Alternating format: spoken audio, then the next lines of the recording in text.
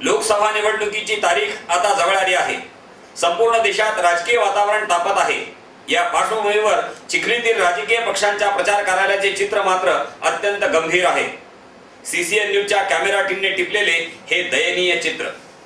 लोकसभा निवडणुकीसाठी राष्ट्रवादी काँग्रेस आघाडीचे उमेदवार कृष्णराव इंगळे यांची उमेदवारी निश्चित झाली। लगेचच चिखली शहरात मोठ्या थाटात गाजावाजा करीत आघाडीचे उमेदवार कृष्णराव इंगळे यांचे प्रचार कार्यालयाचे उद्घाटनही करण्यात आले। मात्र 5 दिवसांपासून या प्रचार कार्यालयात कोणताही पदाधिकारी किंवा कार्यकर्ता फिरकलेलाच नसल्याचे चित्र पाहावयास मिळाले आहे।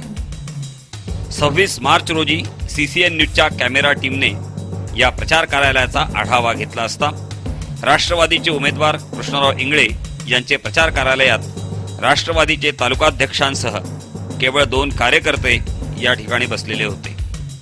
गेल्या 5 दिवसांपासून राष्ट्रवादी काँग्रेस पक्षाचे उमेदवार कृष्णराव इंगळे यांचे कार्यालयाकडे पदाधिकारी आणि कार्यकर्ते फिरकलेच नसल्यामुळे कार्यालय ओस पडले आहे।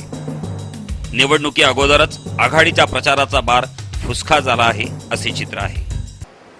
बुलढाणा लोकसभा निवडणुकीत येत्या 10 एप्रिल रोजी मतदान होणार आहे।